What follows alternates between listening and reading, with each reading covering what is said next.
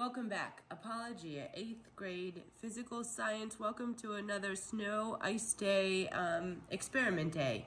Experiment 7.3, Newton's third law.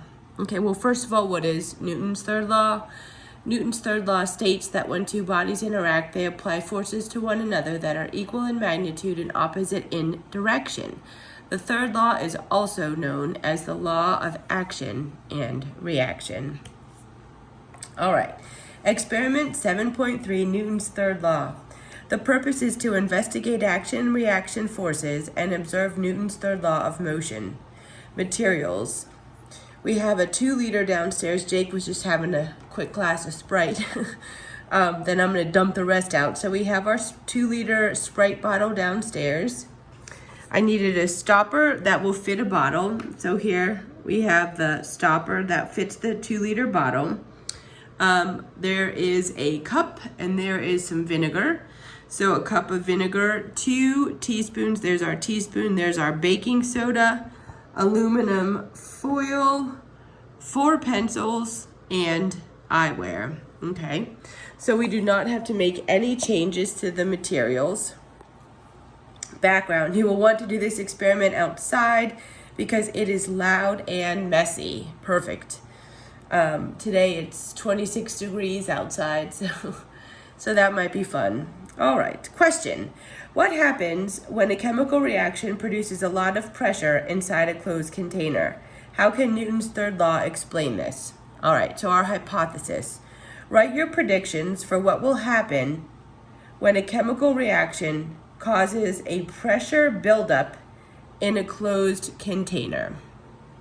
So take a few minutes to go ahead and write your hypothesis, and then we will be back in a minute, starting the procedure. Okay, so as you can see, we are outside. We have already put a cup of vinegar into a 2-liter Sprite bottle. So we are next going to take the aluminum foil and make a long trough, which we did. The trough should be thin enough to fit inside the mouth of the bottle, which it is. Once you have it, fill it with 2 teaspoons of baking soda. Gently push the trough into the bottle so that it floats on top of the vinegar. Go ahead and read the next part so that it happens pretty quick. Okay. Be careful to stay on the side of the bottle. You should not be in front of or behind it. Carefully use the stopper to plug up the mouth of the bottle. Staying to one side of the bottle, roll the bottle to the side, allowing the baking soda to mix with the vinegar. Okay, put it in. All right, you ready? Uh-huh. Do you have the lid? Yeah. Oh, no. Oh, that's not good. Are you ready? Yeah. Why are you moving that way?